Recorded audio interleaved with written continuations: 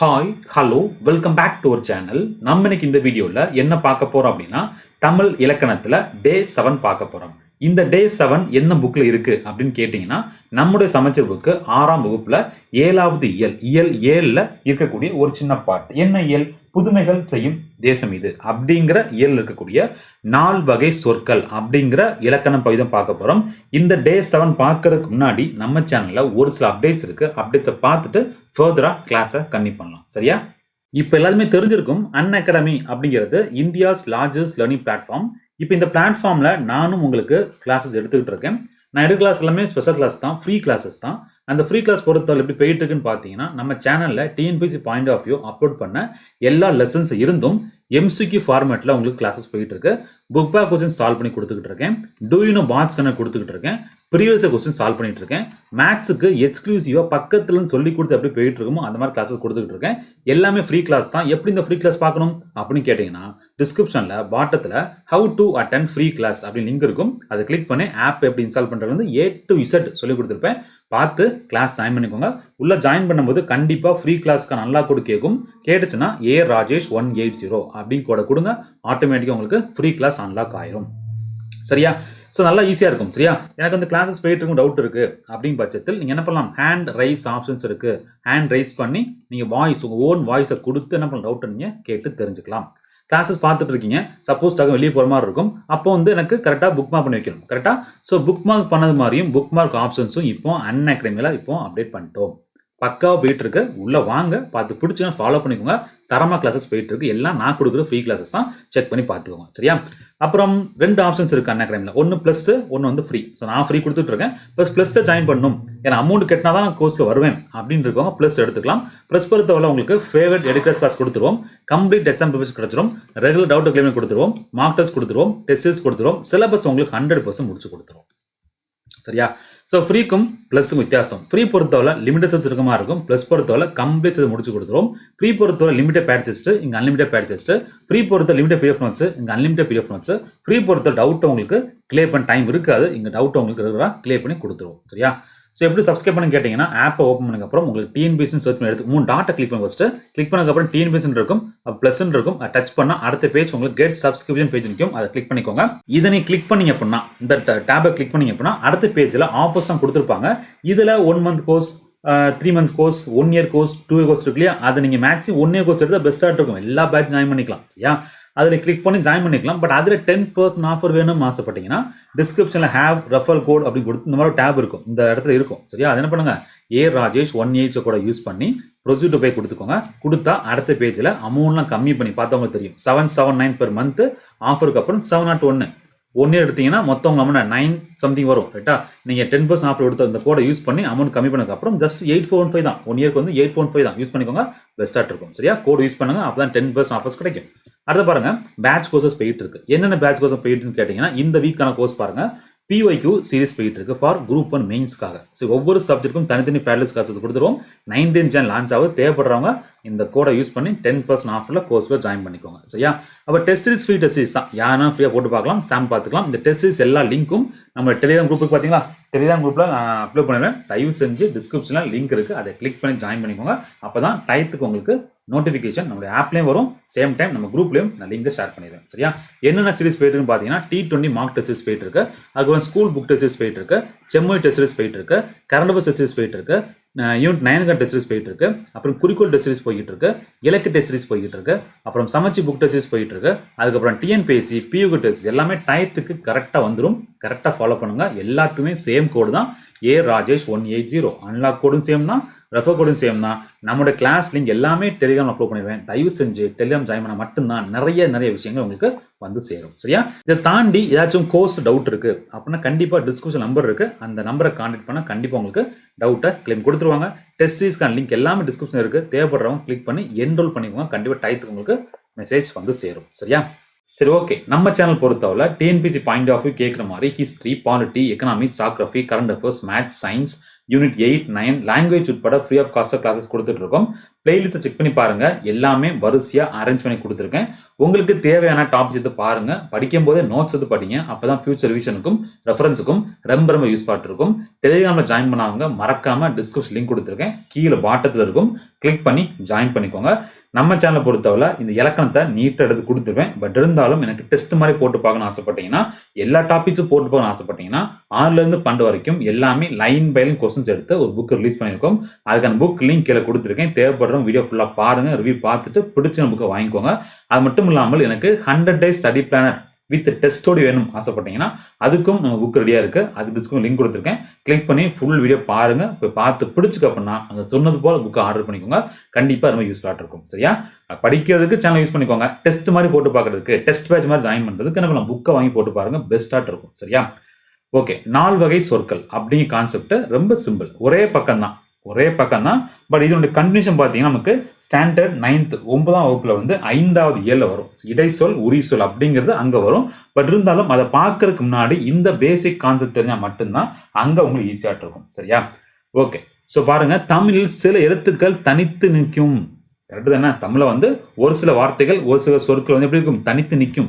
தனித்து நின்றாலும் என்ன பண்ணும், அது பொருள் தரும். பொருள் தராமல் நிற்காது. ஓகே, தனித்து நின்றாலும் என்ன தரும், உங்களுக்கு பொருள் தரும். அதே மாதிரி ஒன்றுக்கு மேற்பட்ட எழுத்துக்கள், ஒரு எழுத்து மட்டும் இல்லாம ஒரு எழுத்துக்கு மேற்பட்ட எழுத்துக்கள் தொடர்ந்து வரும். தொடர்ந்து வந்தா என்ன பண்ணும், பொருள் தரும். ஓகேவா? இந்த மாதிரி பொருள் தருது பார்த்தீங்களா, அதை என்னன்னு சொல்லுவாங்க, சொற்கள், சொல் அப்படின்னு சொல்லுவாங்க. புரிஞ்சா? சில எழுத்து வந்து தனித்து வரும், சேர்ந்து வரும். தனித்து வந்தாலும் பொருள் தரும், சேர்ந்து வந்தாலும் பொருள் தரும். அப்படி பொருள் தரக்கூடிய வார்த்தைகள் என்னன்னு சொல்லுவாங்க, சொற்கள். அந்த சொற்கள் இருக்கு பார்த்தீங்கன்னா சொற்கள். அந்த சொற்கள் 4 பிரிக்கிறாங்க. அதுக்கு முன்னாடி எக்ஸாம்ஸ் பார்த்துக்கலாம்.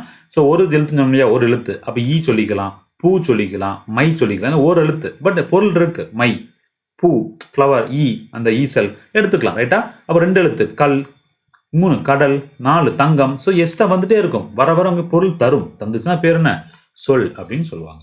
சரியா? ஸோ இலக்கணத்து அடிப்படையில், நம்முடைய இலக்கணத்து அடிப்படையில், கிராமர் அடிப்படையில் 4 பிரிக்கிறாங்க. ஒன்று வந்து பெயர் சொல், பேர்ல இருக்கு பெயர் சொல், வினை சொல், இடைச்சொல், உரிச்சொல் அப்படின்னு சொல்லி 4 பிரிக்கிறாங்க. ரொம்ப சிம்பிள். 4 பிரிக்கிறாங்க. இந்த இடைச்சொலை பற்றியும் உரிச்சொலை பற்றியும் ரொம்ப எக்ஸ்பிளனேஷன்ஸ் ஜாஸ்தியாக 9th 5வது இயல் இருக்கும். வரிசையாக பார்த்துடுவாங்க, கரெக்டாக புரியும். இங்கே ஒரு கால் அங்கே ஒரு கால் வச்சா ஒன்றும் புரியாமல் போயிடும். 6ஆம் கிளாஸ் வரிசையாக போகும், பேசிக்கலினே போகும், நீட்டாக புரியும். சரியா? ஓகே, ஸோ ஃபர்ஸ்ட் ஒன்று பார்த்துலாம். பெயர் சொல் அப்படின்னா என்ன, பேர்ல இருக்குப்பா. பெயர் சொல்லனா பேர்லயே பேர் இருக்கு, அவ்வளோதான். ஸோ ஒருத்தருடைய அல்லது ஒரு பர்டிகுலர் இடத்தோடைய பெயரை குறிக்குது அப்படின்னா ஒன்றன் பெயரை குறிக்கும் சொல். ஓகே, ஒருடைய பெயரை குறிச்சிச்சு அப்படின்னா என்னன்னு சொல்லுவாங்க, பெயர் சொல் அப்படின்னு சொல்லுவாங்க. சரி, எத்தனை பாருங்க. பாரதி ஒரு பேர், பள்ளி ஒரு பெயர், காலை, கண், நன்மை, ஓடுதல். இது எல்லாமே என்னது உங்களுக்கு, இந்த ஓடுதல் அப்படின்னு சொல்லும் போது 2ஆ பிரிக்கலாம். ஓடுதல்னா பெயர் சொல், ஓடு அப்படின்னா அடுத்தது போயிடும். அது நீ வித்தியாசப்பட்டுக்கணும். சரியா? ஓடுதல் அப்படின்னா அது பெயர் சொல் தான். வெறும் ஓடு அப்படின்னா அடுத்த டாபிக் வினை சொல்லுக்கு போயிடும். அதை பார்த்து புரிஞ்சுக்கணும். சரியா? ஸோ பாரதி, பள்ளி, காலை, கண், நன்மை இதெல்லாம் எங்கே வரும், பெயர் சொல். ஷார்ட்டாக சொல்லணும் அப்படின்னா ஒன்று பெயரை குறிக்கும் சொல் பெயர் சொல். சிம்பிளாக முடிச்சிடணும். ஃபுல்லாக பலவனை எழுதிட்டு கூட இந்த தான் பாயிண்ட். அன்னைக்கு இல்லையா, பெயரை குறிக்கும் எழுதணும், நோட்ஸ் எழுதணும். சரியா? பெயர் சொல் போட்டு ஹைஃபன் போட்டு பெயரை குறிக்கும், போதும். அவ்வளோதான். நீங்கள் ரிவிஷன் பண்ணணும், ஈஸியாக இருக்கும். ஃபுல்லாக இருந்து பெயர் சொல் ஹெட்டிங் போட்டு ஆன்லைன் டபுள் லைன் போட்டு கலர் போட்டு அப்புறம் ஒன்றன் பெயரை குறிக்கும் சொல் பெயர் சொல் என்னப்படும் அப்படின்னு நோட்ஸ் எடுத்து டைம் வேஸ்ட்டு. லாஸ்ட் ரிவிஷன் பண்ணும்போது இவ்வளோ இருக்கா அப்படின்னு தோணும். தயவு செஞ்சு நோட்ஸ் இருக்கும்போது நான் குறிச்சிருக்க ரெட் லைன் போட்டு அன்லைன் பார்த்தீங்களா, இதை மட்டும் எழுதி வைங்க போதும். செகண்ட் பார்க்க போகிற வினைச்சொல். இதுக்கு அப்படி தான். சரியா? இது மட்டும் தான் உங்களுக்கு மெயின் கீவேர்டு. செயல் என்பது பொருள், போதும். அதான் இப்போ வினைச்சொல் போட்டு ஹைஃபன் போட்டு செயல் என்பது பொருள் மட்டும் தெரிஞ்சா போதும், நீங்கள் ஆன்சர் பண்ணிடலாம். இங்கே ஃபுல்லாக நோட்ஸ் எடுக்க வேண்டாம். சரியா? எங்கெல்லாம் அன்லைன் பண்ணிக்கணும், அது மட்டும் போதும். சப்போஸ் கேப் இருக்குன்னா அது கேப் வந்து அங்கே லெட்டர் ஃபாண்ட் வேற, அதான் வேற மாதிரி இருக்கும். இது ஃபுல்லாக எடுத்துக்கணும். ஒரு வார்த்தை 2 கேப்னா ஃபுல்லாக எடுத்துக்கணும், அதான் கீவேர்டாக இருக்கும். ஓகேவா? ஸோ வினைச்சொல் பார்ப்போம். ஸோ வினை அப்படிங்கிற சொல்லுக்கான பொருள் என்ன அப்படின்னா செயல். வினை அப்படின்னா செயல். ஓகேவா? அப்போ செயலை குறிக்கக்கூடிய சொல் என்னன்னு சொல்லுவாங்க, வினைச்சொல்னு சொல்லுவாங்க. ஸோ வினைக்கு பொருள் செயல், அப்போ செயலை குறிக்கக்கூடிய சொல். ஸோ செயலை குறிக்கும் சொல் என்னன்னு சொல்லுவாங்க, வினைச்சொல் அப்படின்னு சொல்லுவாங்க. எக்ஸாம்பிளுக்கு வா, ஆக்டிவ், அதாவது வேலை நடக்குது, செயல் பண்ணுது. சரியா? போ, ஸோ போறீங்க, மூவ் ஆகி போறீங்க. எழுது, விளையாடு, இது எல்லாமே என்ன பண்ணுது, ஒரு செயலை குறிக்கிறது. ஆக்ஷன், ஆக்டிங் வேர்டு, ஆக்ஷன் வேர்டுன்னு சொல்லுவாங்க இங்கிலீஷில். அது மாதிரி ஆக்ஷன்ஸ் இருக்கு அப்படின்னா என்னன்னு சொல்லுவாங்க, வா, அது வெர்புன்னு சொல்லலாம். ஓகேவா? ஸோ வா, போ, எழுது, விளையாடு எல்லாமே உங்களுக்கு வந்து வினைச்சொல்லுக்கான எக்ஸாம்பிள்ஸ். என்ன கஷ்டம் இருக்கு யோசிச்சு பாருங்க, ஒண்ணுமே கிடையாது. சரியா? ஸோ நீங்க பெயர்ச்சொல் ஈஸியா படிச்சிடலாம், வினைச்சொல் ஈஸியா படிச்சிடலாம். சரியா? தேர்ட் நீங்க பார்க்க போறது இடைச்சொல். ஸோ இடைச்சொல் பற்றி நிறையா இருக்குது, நிறைய வார்த்தைகள் இருக்குது.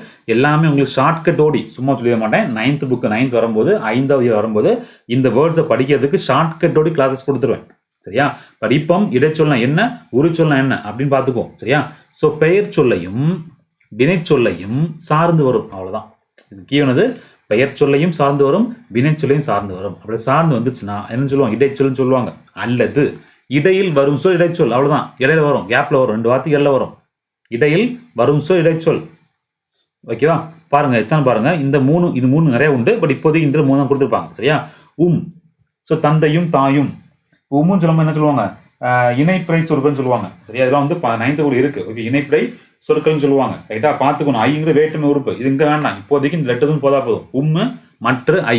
சும் எங்க இருக்கு, ஒளிஞ்சிருக்கு. தந்தையும் தாயும். ஸோ இடையில வருது. கரெக்டா? அப்ப இடைச்சொல்.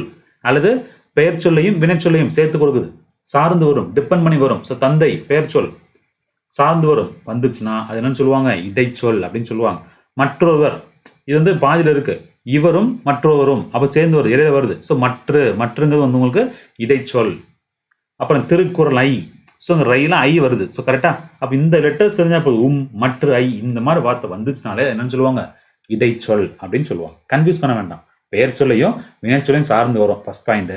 இடையில வரும், மேக்ஸிமம் எங்கே வரும், இடையில வர மாதிரி இருக்கும். இடைச்சொல். அதை தாண்டி இந்த மாதிரி லெட்டர்ஸ் இருக்கு, மற்ற ஐந்து லெட்டர்ஸ் இருக்கு.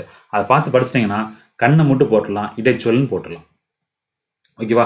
மேபி உங்களுக்கு கஷ்டமா இருக்கும். ஓகே, இடைச்சொல் இருக்கு இல்லையா, நிறைய படிச்சு போடுற மாதிரி இருக்கும். பட் அதை ஈஸியாக பண்ணி முடிக்குன்னு நினைச்சிங்கன்னா என்ன பண்ணணும் அப்படின்னா, ரெண்டாவது சொல்றேன், உரிச்சொல் பார்த்துருவோம். சரியா?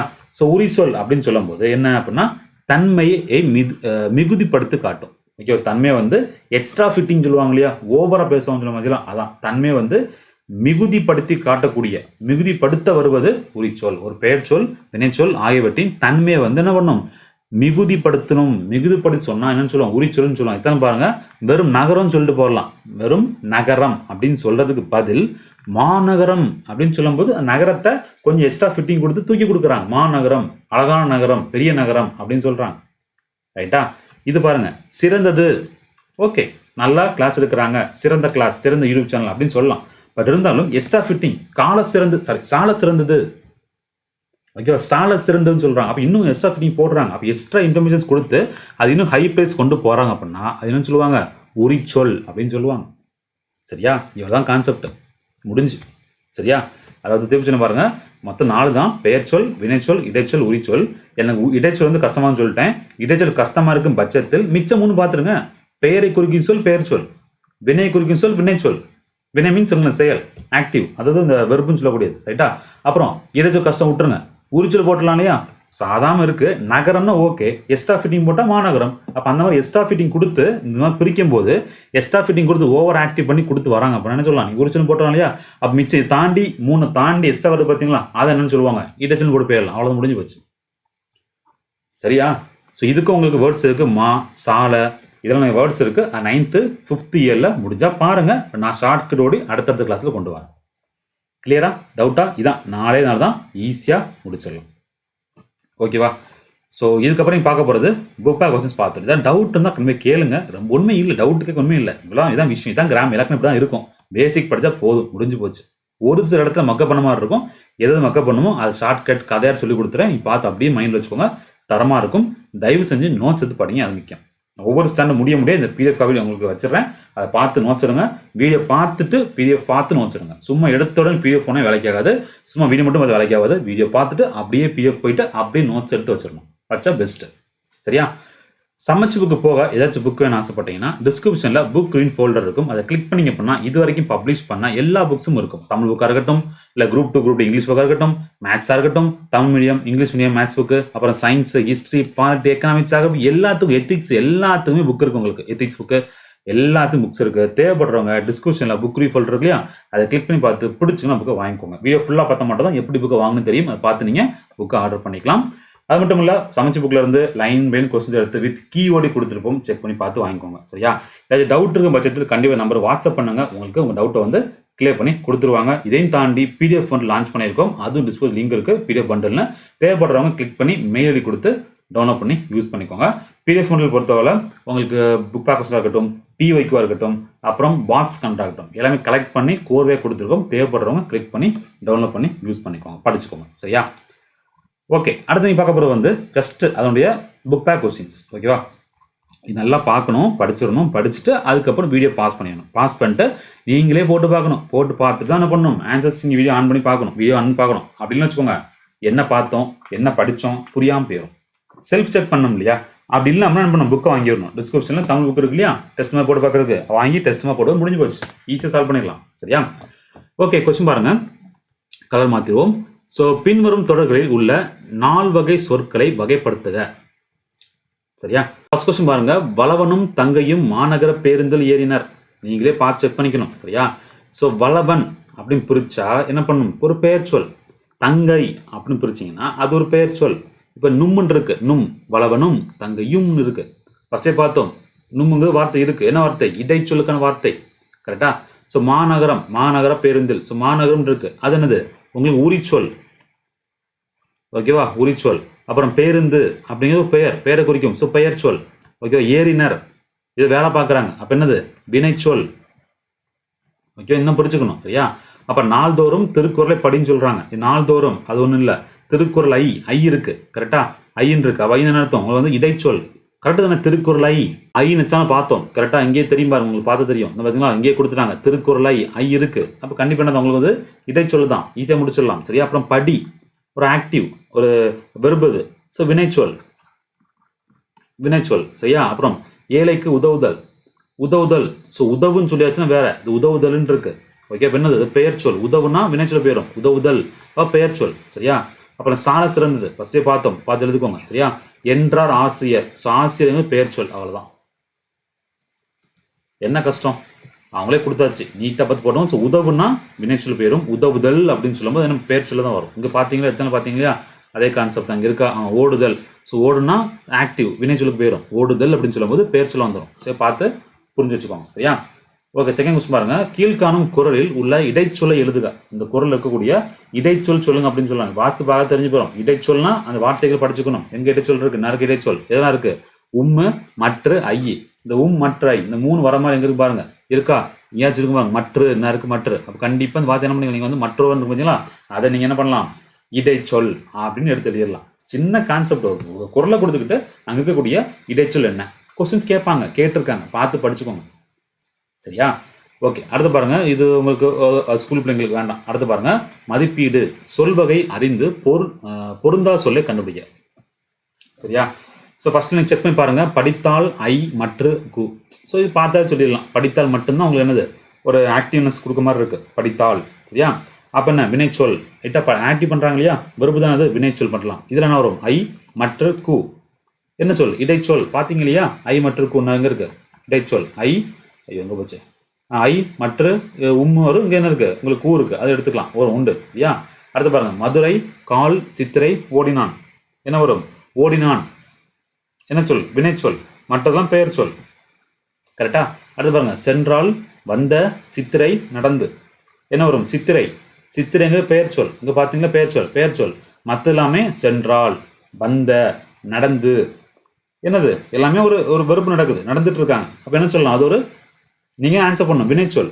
புரிஞ்சா புரியலையா, ஆக்டிவ்னஸ் நடக்குது, வெறுப்பா இருக்கு, செயலை குறிக்கிறது. அப்போ கண்டிப்பாக என்ன தான், அது ஒரு வினைச்சொல். சரியா? ஒரு கருத்தை பாருங்க. மா, ஐ, மற்று. என்ன வரும், மா மட்டும் எடுத்துக்கலாம். சரியா? ஐ, மற்று எதை குறிக்கும், இடைச்சொல்லை குறிக்கும். மா அப்படிங்க வந்து உரிச்சொல். இருக்கா இல்லையா, என்ன இருக்குமா, உரிச்சொல்லை குறிக்கும். சிம்பிளா முடிஞ்சு. இந்த 2 வார்த்தை இம்பார்ட்டன்ட், பார்த்துக்கோங்க. சரியா? அவ்வளோதான்ப்பா, அவ்வளோதான். இது ஒரு ஆன்சர்ஸ் பொறுத்தவரை படித்தால் வித்தியாசமாக இருக்கும், ஓனா வித்தியாசமாக இருக்கும், சித்திரை வித்தியாசமாக இருக்கும். இங்கே மா வந்து find the odd one out அப்படிங்கிற கான்செப்டில் 4 வந்து வித்தியாசமாக இருக்குது. மித்தம் ஒரே டீமு, இவங்க மட்டும் வேற டீம். அதனால ஆன்சர்ஸ் பண்ணணும். சரியா? ஓகே தானே? இவ்வளோதான்பா விஷயம். சரி, இவ்வளோதான் விஷயம். ஒன்றுமே கிடையாது, இல்லை ஒன்றுமே கிடையாது. ஜஸ்ட் இந்த 5 வார்த்தையை படிக்க மாதிரி இருக்கும். 9th புக்கில் இன்னொன்று வார்த்தை எக்ஸ்ட்ரா படிக்க மாதிரி இருக்கும். அது அங்கே ஷார்ட் கட் சொல்லி கொடுத்தேன், பயப்பட வேண்டாம். சரியா? ஸோ இவ்வளோதான். இதை டவுட் இருந்தால் மட்டும் கமெண்ட்ஸில் கேளுங்க. இது தாண்டி எஸ்ஐஸ் இருக்குது, அது எல்லாமே கிராமரில் வராது, நம்ம வேறு டாப்பிக்கில் வரும். அது தனிப்பட்ட முறையில் அந்த டாபிக்ஸ் வரும்போது நான் எடுத்து சொல்லி கொடுத்துறேன். இப்போதைக்கு இந்த கிராமர் பாட்டு இவ்வளோ தான். தெரிஞ்சவங்க டவுட் இருந்தால் கமெண்ட்ஸில் கேளுங்க, கண்டிப்பாக ரிப்ளை கொடுத்துருவோம். வீடியோ பிடிச்சுன்னா லைக் பண்ணுங்கள், ஃப்ரெண்ட்ஸ்லாம் ஷேர் பண்ணுங்கள், சப்போர்ட் பண்ணுங்கள். அப்போ தான் வீடியோஸ் கொடுக்க முடியும். சப்ஸ்கிரைப் பண்ணி வச்சுக்கோங்க. நிறைய வீடியோஸ் வரப்போது. சப்ஸ்கிரைப் பண்ணால் மட்டும்தான் உங்களுக்கு நோட்டிஃபிகேஷன்ஸ் வந்து சேரும். அது மட்டும் இல்லாமல் டெலிகிராம் ஜாயின் பண்ணிக்கோங்க. புக்கு தேவைப்படுச்சுன்னா டிஸ்கிரிப்ஷன் லிங்க் இருக்குது, கிளிக் பண்ணி வாங்கிக்கோங்க. சரியா? So thank you so much. Tata bye, take care.